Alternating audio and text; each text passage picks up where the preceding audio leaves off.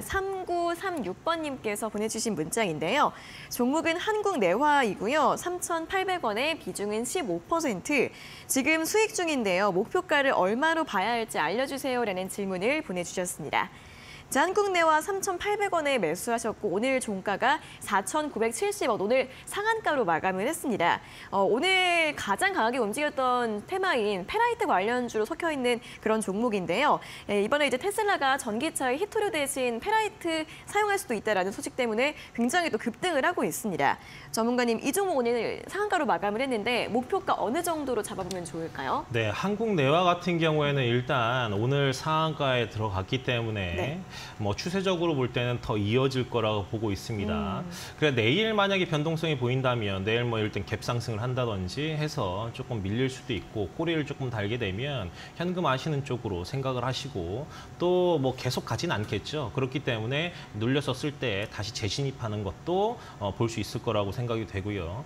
실질적으로 오늘 페라이트 관련주에서 뭐 이지라든지 상신전자, 삼화전자 그리고 뭐 유니언 머터리얼 등 많은 종목들이 상한가에 이제 들어갔습니다.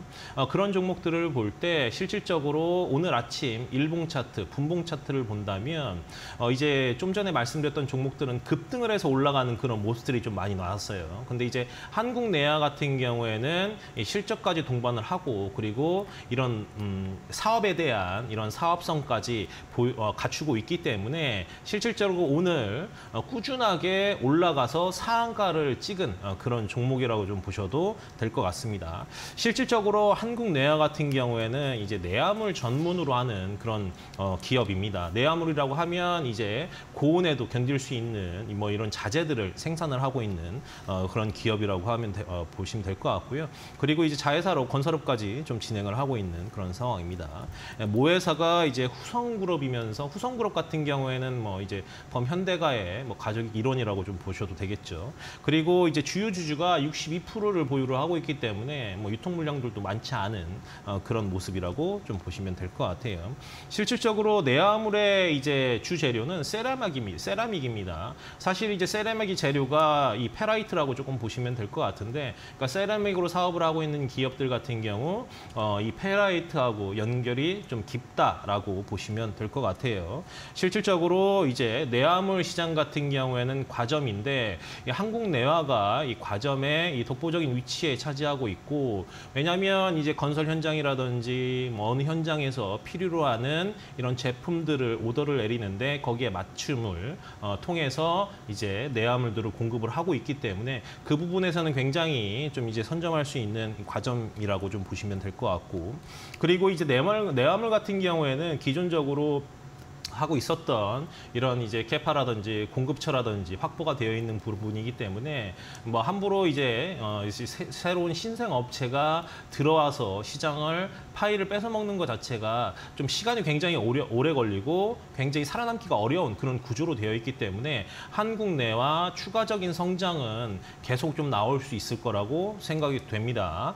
그래서 이제 그 정도 보시면 좀 될 것 같고요, 내용에 대해서는. 그리고 이제 실적에 대한 부분들 좀 볼게요. 이제 작년 실적도 이제 매출액이 3,500억, 전년 대비했었을 때도 큰 성장을 좀 보여줬죠. 그리고 영업이익 같은 경우도 꾸준히 성장을 하고 있는 그런 기업이다. 기본적인 부분들도 탄탄한 기업이다라고 볼 수 있을 것 같고요. 코로나 사태라든지 이런 건설 경기가 안 좋았음에도 불구하고 계속 성장하고 있는 이런 내화 제품들을 생산을 하고 있는 기업이라고 보시면 될 것 같아요. 오늘 상한가를 갔기 때문에 사실 내일 갭상승이 좀 나올 거라고 생각이 됩니다.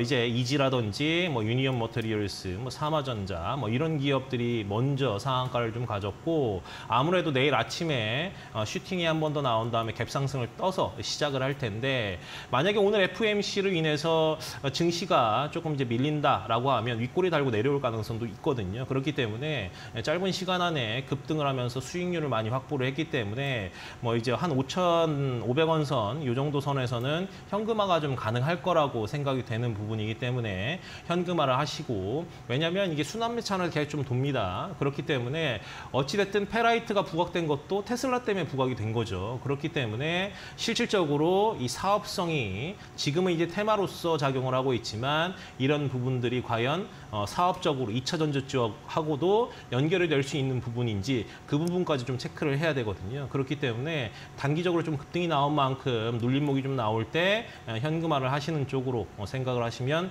되겠다라고 말씀을 좀 드리도록 하겠습니다. 네, 한국내와 같은 경우에는 5,500원대에서 매도 전략 제시해 드렸으니까 참고해 보시면 좋겠고요.